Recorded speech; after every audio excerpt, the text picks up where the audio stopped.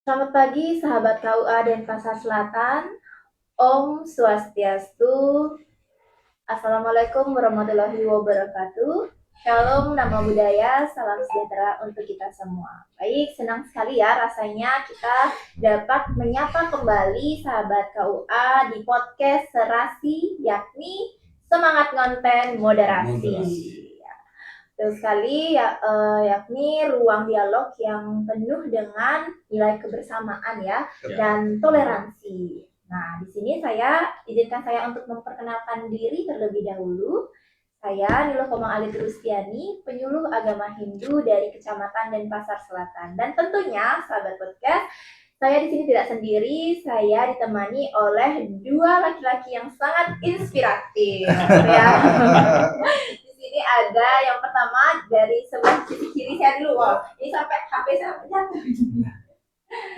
Dari sisi kiri saya dulu ya, saya perkenalkan. Di sini ada. Silakan Bapak, langsung saja perkenalkan. Ya, saya Kristiartoni Puluhan, penyuluh agama Kristen pada kantor Kementerian Agama Kota Denpasar di wilayah Denpasar Selatan. Oke, apa kabar? Sehat. Luar biasa. Luar biasa. Oke, itu dari Pak Tony. Sekarang dari sebelah kanan saya ada siapa di sini? Assalamualaikum warahmatullahi wabarakatuh. Waalaikumsalam. Saya Bapak Lukman Hakim, penyuluh agama Islam Kecamatan Denpasar Selatan. Memang Densul luar biasa. Alhamdulillah. Iya. Jadi sebelum ditanyakan apa kabarnya? Oh, kabarnya luar biasa. Ya, kabarnya luar biasa, sehat, cerdas, penuh cinta. Sehat, cerdas, penuh cinta. Iya, betul sekali. Baik, di kesempatan yang baik ini kita akan membahas salah satu tema yang sering dibicarakan di masyarakat juga di sini. Yakni apa itu tema kita adalah ancaman LGBT bagi generasi manusia. Ya, sangat menarik bukan? Menarik. Sangat menarik. Ya, di sini kita akan berharap nantinya para penonton di rumah dimanapun berada mengetahui apa sih itu LGBT agar tidak ada terjadi kesalahpahaman lagi, gitu ya. Oke, dari saya dulu karena kita di sini ngobrol-ngobrol santai aja ya. Iya. Dan sekarang saya ingin menyampaikan dulu pada penonton di rumah apa sih itu LGBT. Kan perlu juga kita ketahui terlebih dahulu. Mungkin LGBT itu udah sangat lumrah ya di kalangan masyarakat, tapi ada juga beberapa orang yang mungkin kurang paham apa sih itu LGBT biar tidak terjadi kesalahpahaman di sini. Jadi LGBT itu kepanjangan dari lesbian, gay, biseksual, dan T-nya transgender. Jadi perlu kita ketahui berbicara masalah LGBT ini bahwa lesbian, gay, lesbian, gay, dan biseksual itu beda ya Bapak ya, sama dengan transgender. Nah, kenapa berbeda? Karena lesbian, gay, dan biseksual itu dia lebih berorientasi kepada seksual manusianya itu, sedangkan transgendernya itu dia orientasinya kepada gendernya itu sendiri. Seperti itu. Itu dulu perkenalan singkat untuk kita mengetahui apa sih itu LGBT agar pemirsa di rumah tidak salah paham lagi. LGBT, lesbian, gay, dan biseksual itu beda ya, jangan sama artikan sama transgendernya itu. Dari sudut ilmu kesehatan dan psikologi modern, jadi LGBT itu bisa dikatakan gangguan atau penyakit atau itu memang variasi saja. Nah, bagaimana menurut pandangan Bapak-bapak di sini bisa nanti dijelaskan oleh siapa dulu? Oke. Kan? Ya. Yang muda dulu. Kalau sudah pasti kan nggak kenal LGBT. Saling menambahkan menurut perspektif kita yang pandangan ya. Silakan Pak Tony mungkin ya. Ya, yang pertama mungkin saya tambahkan sedikit. Dulu memang sering kita dengar hanya kata LGBT. Ya. Tapi sekarang sudah ada ditambah LGBTQ. Betul sekali. Q itu yaitu dari kata queer atau questioning, Hmm. eh, di mana orang itu dia seperti istilah ada di persimpangan. Betul, betul. Ya, questioning itu seperti pertanyaan-pertanyaan. Ya, dia Question gitu ya, ya bukan ya? question ya dari kata itu. Dia di persimpangan artinya dia mempertanyakan identitas dia seperti apa. Dan itu ternyata sudah masuk dalam kelompok itu. Nah, saya belum sering bertanya di dalam diri saya juga bahwa apakah LGBT itu adalah sebuah penyakit gitu ya, Ya. ataukah itu sebuah pilihan hidup. Kan itu Ya. dua Ya, pertanyaan ya, gitu kan. betul, betul, betul. Ataukah itu memang hanya salah didik gitu, seperti itu. Dan setelah saya membaca beberapa artikel bahwa ternyata LGBT itu tidak masuk dalam kategori penyakit. Gitu. Tidak masuk dalam kategori penyakit. Jadi sesuatu yang kalau saya boleh katakan mungkin lebih kepada dia memilih untuk jadi seperti itu, gitu, seperti itu. Saya kira begitu ya. Oke. Bahkan kalau nggak salah itu eh, organisasi kesehatan dunia itu, W iya, WHO, iya, ya, WHO. dia mengeluarkan semacam statement bahwa LGBT itu bukan Bukan bukan penyakit. bukan penyakit, ya, bukan Kalau penyakit. oke, saya tambahkan sedikit. Saya juga pernah sih mendengar seperti itu, Pak Tony. Kalau LGBT itu digolongkan penyakit itu kan biasa, misalkan secara logika kita masa ada saya izin dong ke kantor karena saya agak lesbi, masa gitu kan ya, mungkin ya. Yang tentunya seperti virus itu yang dikatakan penyakit, itu yang tergolong penyakit. Jadi, tetapi banyak orang juga menganggap LGBT itu lesbian, gay, dan biseksual itu adalah suatu penyakit, dan bahkan ini Pak Lukman, kita terkadang kita bergaul pun dibilang nanti bisa ikut ketularan iya. seperti itu. Ya memang kalau melihat LGBT itu penyakit atau bukan, memang secara lahiriahnya itu memang bukan penyakit, Iya. tapi memang secara rohaniahnya itu bisa menjadikan termasuk kategori penyakit. Ya, itu maka dari itu memang orang yang tergolong lesbian, homo kayak gitu, biseksual itu bisa 40% itu dia lebih cepat terkena depresi. Seperti itu. Karena apa? Karena tekanan di luar itu, lingkungan sosial yang mendiskriminasi dia, mengacukan dia seperti itu. Ya memang dari LGBT itu sendiri sebenarnya juga kita harus secara kemanusiaannya, mestinya kita harus bisa menghormati, menghargai dia. Itu tetapi kalau terkait dengan perbuatan, perilaku, itu yang perlu mungkin kita ikut meluruskan. Jadi kita tidak membenci, tapi ayo kembali ke fitrahnya. Jadi kalau saya itu fitrahnya laki-laki, meskipun saya kumpul dengan siapapun, saya tetap laki-laki. Jangan saya laki-laki kumpul, ini saya ikut. Nah, seperti itu. Betul sekali.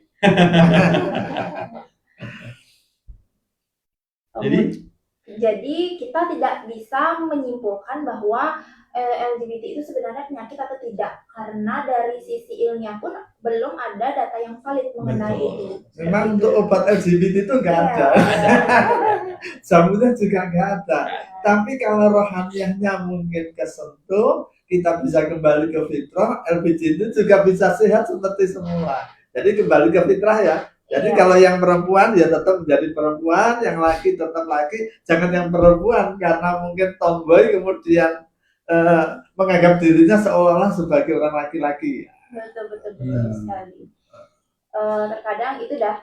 Jadi ini tuh lebih ke penyimpangan sosial juga penyebabnya bukan ke kalau dibilang pilihan, siapa sih yang mau memilih gitu kan, kita terlahir di dunia ini, siapa sih yang mau memilih untuk menjadi lesbian, menjadi gini, itu juga suatu variasi sih menurut saya, variasi dan terbentuk dari kalau dari sisi ilmiah kesehatan itu kan kita ada gen bukan gen sih, kromosom yang membentuk hormon kita yang membentuk, mungkin aja di dalam diri kita itu kayak yang kemarin kita sempat obrolkan itu Pak Tony, ada yang dari atlet itu ya, Ya. itu sempat juga mungkin ada pengaruh itu ya.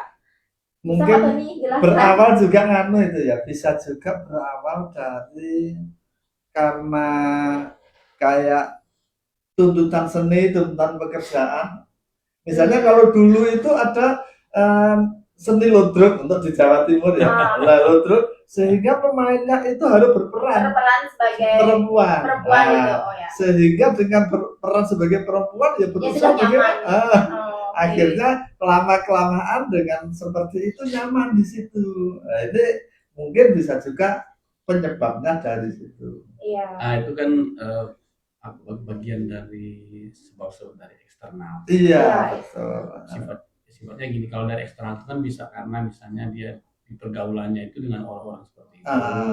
Awalnya dia sih tidak begitu sih. Betul. Tapi karena pergaulan seperti itu akhirnya dia ikut. Gitu.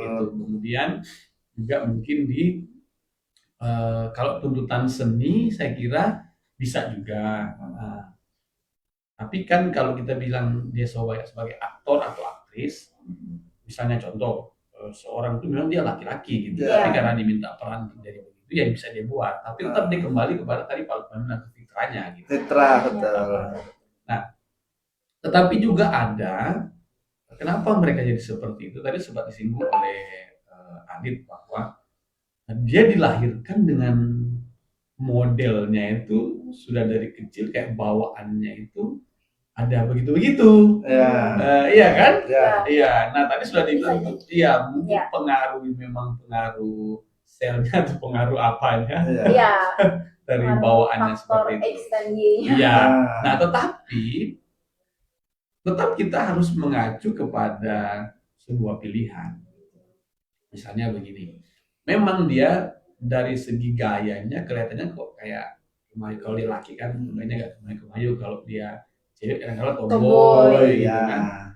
Tapi dari kembali ke fitrahnya bahwa ya dia itu laki, dia itu perempuan, walaupun dengan kayaknya ada seperti itu gitu. Jadi kita tidak boleh juga menjudge dia bahwa contoh misalnya kita lihat orang laki dia tomboy banget gitu. Langsung kita bilang gini, wah jangan-jangan nih dia lesbi. Itu jangan. Langsung ada yang memang bentukannya atau gayanya dia tomboy, dia agak kemayu, tapi sebenarnya untuk orientasi seksualnya dia normal. Itu banyak. Seperti itu banyak. Meskipun seolah-olah perilaku ini seperti lesbi atau apa, tetapi seksualnya itu ya memang normal gitu. Bahkan yang punya anak juga banyak. Karena mungkin dia dari kecil dididik, misalnya dia cewek, kelihatan tomboy gitu kan, dididik atau dia senang dengan hal-hal yang laki-lakian gitu, misalnya olahraganya atau apa mainannya, tapi normal dia normal. Cuma kadang-kadang masyarakat menjudge dia, oh jangan-jangan dia gini. Iya. Nah, ya kan? Nah, begitu pula dengan laki-laki, tapi dengan gayanya seperti kemayu gitu kan. Nah, kemudian kita langsung mengejat dia, wah ini LGBT ini gini-gini gitu. Nah, kalau itu kadang-kadang itu ya. Persoalannya itu terkait dengan lingkungan dan keluarga. Misalnya, saya itu berangan-angan pengen sekali punya anak cewek. Sehingga setelah punya anak cewek, saya punya anak laki ini, saya berikan boneka. Itu kan bisa ya, sehingga ini nanti akan berpengaruh. Kan ada anggapan juga seperti itu. Pada saat seorang ibu yang mengandung, dia ingin sekali anaknya itu di kandungannya itu cowok, tetapi nanti keluarnya cewek gitu. Terus ketika dia besar, dia menyalahkan keadaan itu kayak gitu kan, itu ada konten, ada betul. Itu yang kita bilang itu pengaruh eksternal. Kalau dari internal itu kan seperti bawaan. Tapi kalau medis, tapi di dalam catatan medis pun belum ada data yang belum bisa terjawab apakah itu penyakit atau gitu. Kalau kita tetap harus menggunakan kesimpulan dari WHO, Ke ya. WHO. Iya. Karena mereka pasti sudah melakukan penelitian yang sangat dalam. Bahwa sampai sejauh ini itu tidak dikategorikan sebagai penyakit. Penyakit. Nah, memang kan tema kita ini kan ancaman Ancaman. LGBT Iya. bagi generasi manusia. Iya. Dan itu memang sudah menjadi pemikiran, saya kira ya, pemikiran di sebuah negara. Nah, kenapa LGBT itu dijadikan merupakan ancaman bagi generasi manusia? Banyak faktornya, Betul. banyak faktornya. Misalnya gini, kalau itu terus berkembang, maka itu akan mencegah keturunan. Ya, Betul. betul. Sangat menarik ini ya, pemirsa. Oke. Artinya keturunan itu berkurang gitu ya. Kemudian saya sedikit melihat ya, misalnya di Indonesia itu kan kalau kita pelajari itu kan ada 3 ancaman.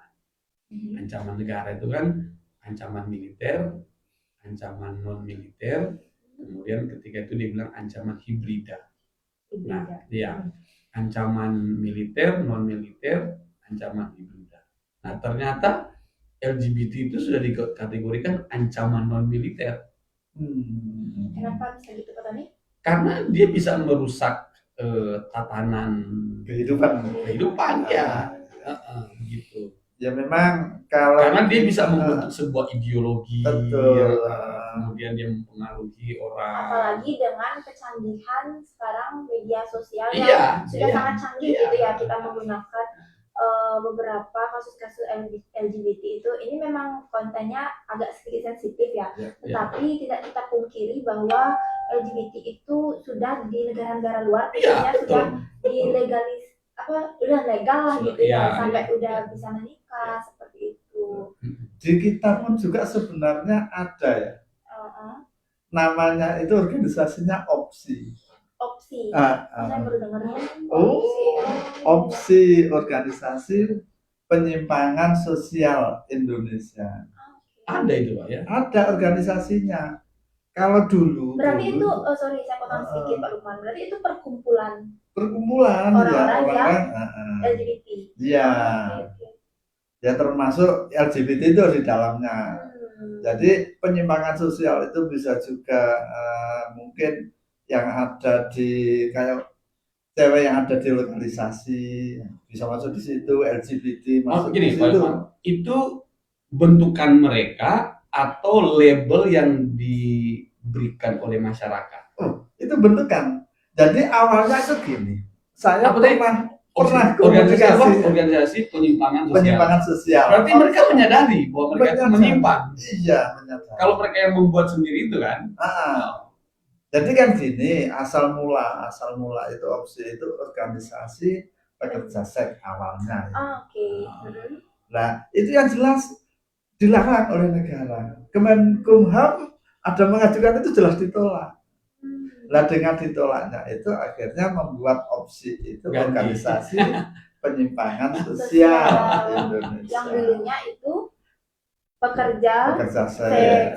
Jadi pekerja seks itu pun juga dalam artian resikonya sangat tinggi. Nah, resiko sangat tinggi itu mungkin dari organisasi itu bagaimana bisa membantu tanpa melibatkan orang-orang. Iya, benar. Sebenarnya ada tujuan sosial yang bagus juga. Jadi akhirnya dengan seperti itu juga komunitasnya gitu juga mungkin ya karena sudah menjadi komunitas ya mungkin saling membantu akhirnya juga punya tujuan selain itu punya tujuan bagus. Jadi Pak Lukman, Mbak Alit, jadi mungkin diskusi kita tentang hal ini itu kita harus memberikan edukasi kepada masyarakat bahwa LGBT itu memang ada di sekitar kita. Tapi kita juga harus menerima mereka sebagai manusia. Tapi pilihan mereka itu juga kita harus pertimbangkan. Kalau kita teman dekat ya kita arahkan kepada yang benar gitu. Betul. Jangan kita langsung terima juga dengan apa mereka keadaan seperti itu ya. Tapi manusianya kita hargai, kita hormati. Betul. Nah, itulah perjuangan kita ini. Tapi kalau melihat kita itu secara normal, secara agama, itu paling tidak Tuhan itu menciptakan laki perempuan. Bener. Ya, Kemudian ini jodoh sudah ada ini. langit bumi. Iya, Nah, ini kan iya. itu ya. Nah, dengan perjodohan atau dengan pasangan-pasangan itu ya pasangan itu ya kita arahkan ya pasangan yang benar. Kalau laki sama laki itu pasangannya nggak Yang benar. salah. Nah, itu perlu kita arahkan Manusianya kita hormati, kemudian perilaku Perilakunya. itunya yang mungkin perlu Harus kita perlu diedukasi. luruskan. Ya. ya Betul. perlu kita luruskan. Dan tentunya terus harus ada edukasi agar ketika kita mengiyakan itu takutnya nanti bertambah angka Nah, benar, angka ini. benar, Iya benar, kan? benar, benar. Semakin seperti kita promosi dong jadinya Ya, di ya. sini kayak gitu. Ketika kita memberikan seperti benar yang dikatakan Pak Tony dan Pak Lukman tadi itu, kita harus lebih memberikan aware kayak gitu ya, Ya. kepada para pemirsa generasi muda yang menonton ini bahwa perilaku seperti itu salah ya di Iya. di mata Di- Tuhan, Ya, di mata agama seperti itu. Jadi kita harus tetap mengedukasi para generasi muda agar para orang tua di rumah lebih bisa menekankan nilai-nilai agama dari Benar. keluarga Betul. dulu, dari keluarga betul, dulu. betul. nah, karena Mbak Alit sudah menyinggung soal agama, nah sekarang kita akan melihat bagaimana pandangan agama Nah, Islam, Islam. Hindu, Kristen. Ya, betul, betul. Silakan dari kalau Kawan. memang LGBT dan kawan-kawannya lesbi, LGBT dan kawan-kawannya Ya, itu dari agama ya memang dilarang. Dilarangnya itu diantaranya apabila itu terjadi Mm-mm. untuk pertumbuhan manusia, pertumbuhan generasi ini yang akan punah. Ah. Loh, kalau dunia itu punah Ah. generasinya, Generasi ada dong jadinya. nah ya itu Nah, karena sama-sama suka sama sama jenis, jenis. sehingga Betul. kita tidak saat ada ini- namanya produksi. Nah, kita aja saat ini kadang-kadang ya kita itu dari 2 orang menghasilkan 2 orang itu sebenarnya kan nggak ada untungnya kalau mungkin matematika ya. Saya sama istri saya berarti saya itu berdua, hasilnya anak saya cuma 2. Loh, kalau anaknya 1 berarti yang berkurang. Andaikan saya sama istri itu meninggal cuma tinggal 1 itu Jadi pandangan agama Islam soal ini dilarang ya. dilarang, jelas itu Ah, dilarang. dilarang ya. Wow.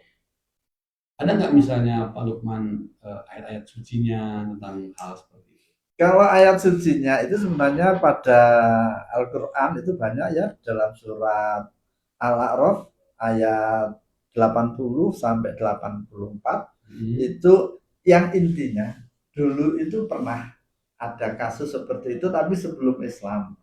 Jadi Islam itu mengakui nabi, mungkin Kristen juga sama ya, dari Nabi Adam, Nabi Idris, Nabi Nuh, Ibrahim, Nabi Lut, ada Nabi Lut itu yang diakui.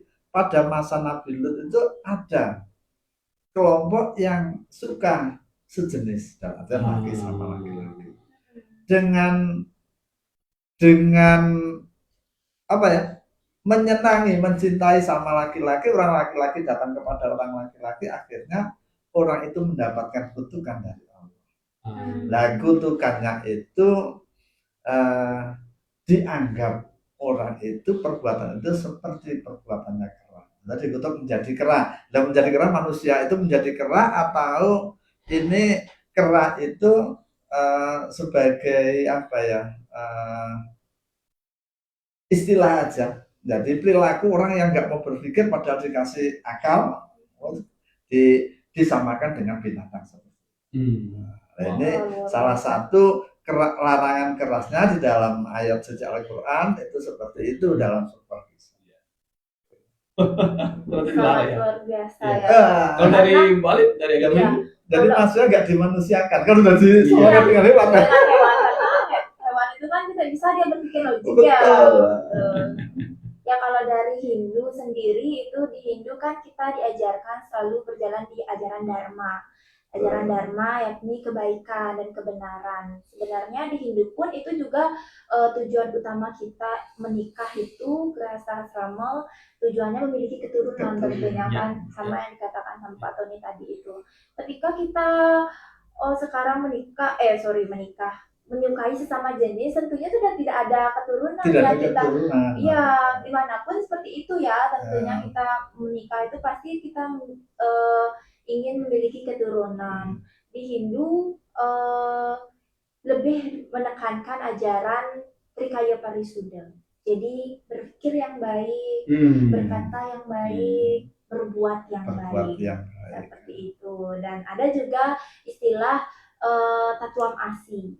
Aku adalah engkau, engkau adalah aku. Tetapi di sini ditekankan kita harus masuk juga ke hal yang sudah kita bahas tadi. Kita bisa menghargai seseorang itu. Kita tidak boleh mengejudge orang seperti ini baru dia LGBT, kita singkirkan, kita gini. Itu yang membuat dia menjadi depresi, menjadi stres. Nah, di Hindu itu kita diajarkan Tatuam Asi.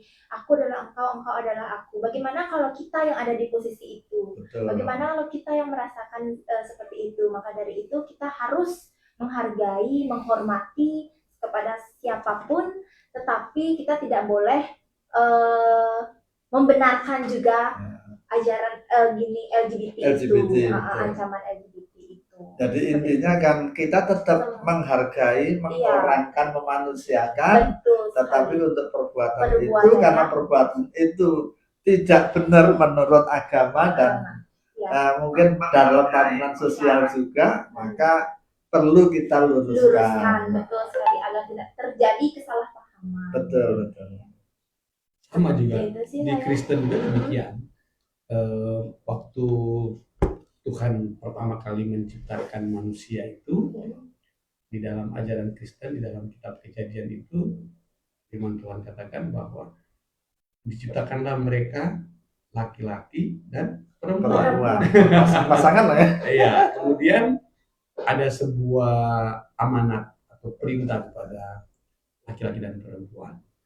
Beranak cuculah dan penuhilah bumi. Ya. Begitu bunyi firman Tuhan. Gitu. Nah, artinya bahwa Tuhan itu hanya menciptakan manusia itu dengan dua jenis saja. Ya. Laki-laki dan perempuan. Kemudian ketika dikatakan beranak cucu, berarti kan itu ada sebuah hubungan antara lawan jenis. Betul. Karena kalau dia beranak cucu kan nggak mungkin sama jenis. Kan begitu kan? Betul.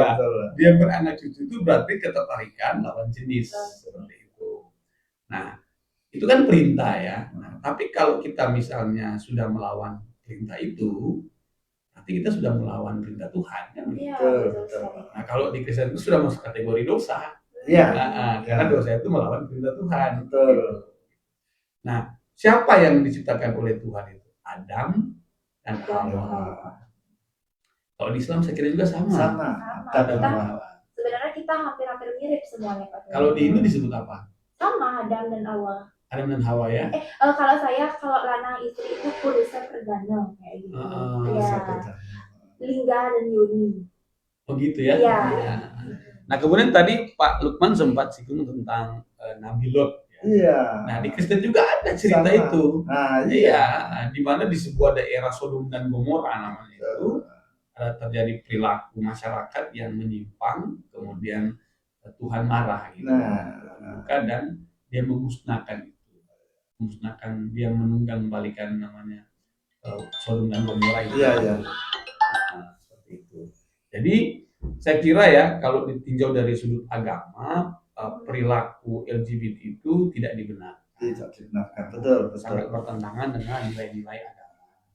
Nah, edukasi kita kepada masyarakat atau kepada pemirsa setia podcast Rasi Semangat Konten Moderasi KUA dan Pasar Selatan, kita juga harus mendidik anak-anak kita dengan nilai-nilai agama. Betul. Karena sekarang dalam pengamatan saya bahwa menerapkan atau mendidik anak-anak dengan nilai agama itu mulai bergeser. Karena mungkin sudah cenderung lebih mereka ini. Ada yang mengatakan bahwa masyarakat kita ini lebih permisif. Artinya sekalipun itu dia dosa, ya, kita terima-terima saja. Itu kan sebenarnya bukan di situ. Dosanya itu harus kita tolak, tapi orangnya kita terima. Kan begitu. Luar biasa. Betul. Kita sudah berapa jam ini? Udah berapa jam? Ya, masih lanjut lagi sedikit. Masih sedikit. Ya. Jadi memang ya terkait dengan perilaku dan pendidikan itu yang utama memang pendidikan dalam sebuah keluarga. Keluarga Betul. Nah, pendidikan keluarga itu berawal itu ya mestinya sampai dari kandungan ya, karena kita tidak terlepas setiap saat itu kita berdoa. Nah, Iya. sehingga doa itu kalau diawali dari kandungan bukan Iya. diawali dari kelahiran atau mulai besar.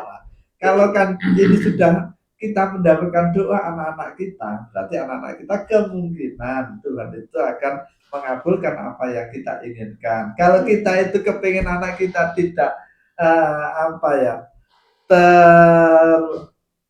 dengan LGBT itu, karena dengan LGBT itu agar tidak ikut masuk ke dalamnya, berarti sejak dini kita memberikan pendidikan. Kalau pendidikannya mungkin di kandungan itu dengan doa, pendidikan di luar ya mungkin dengan kita dengan cara komunikasi yang baik sama keluarga.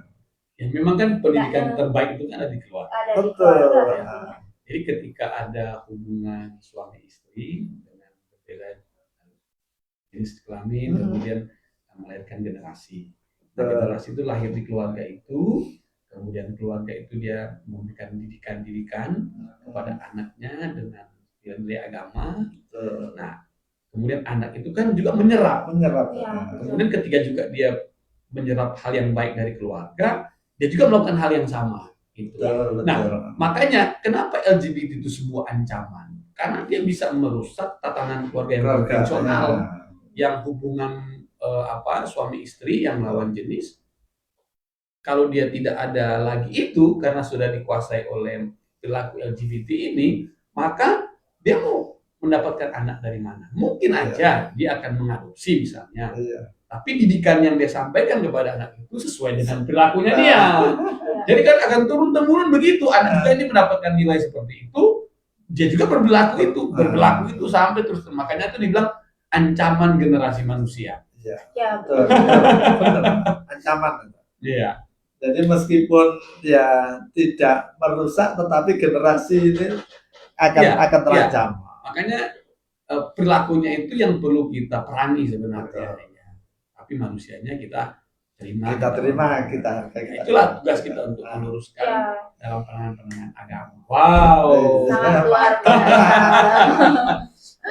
Benar sekali, apalagi sekarang itu ada istilah di dalam anak-anak itu sampai fatherless kayak gitu kan, ada kekurangan kasih sayang. Iya, mungkin itu juga ada tema-tema selanjutnya. Iya, selanjutnya nanti kita akan membahas. Mungkin untuk minggu selanjutnya akan dibahas. Iya. Jadi kita kasih spill sedikit. Iya, kita spoiler sedikit ya. Ya itu memang itu ada kaitannya juga dengan fatherless itu. Jadi fatherless itu bukan berarti dia bapaknya hilang. Iya, bukan. Ada bapaknya, tapi dia tidak mendapatkan. Peran seorang ayah itu. Saya kira itu aja mungkin ya. Iya, karena ya sudah masuklah sama apa yang kita ini. Semoga juga pemirsa atau penonton di rumah, sahabat KUA dimanapun berada, bisa menyadari ancaman LGBT bagi generasi manusia. Kita sudah meluruskan apapun yang kita sampaikan tadi, semoga dapat bermanfaat dan semoga melalui podcast Rasi ini kita semakin termotivasi untuk membangun keluarga yang harmonis, memperkuat pendidikan karakter anak, serta mewujudkan masyarakat yang rukun dalam keberagaman. Dan nilai-nilai agama itu terus didengung-dengungkan, diajarkan di dalam keluarga. Iya. Memang agama itu kita jalankan dalam artian dengan kita menjalankan secara rutin itu merupakan suatu pendidikan kepada anak. Jadi kita ibadah, anak melihat itu secara otomatis akan meniru. Iya. Oke.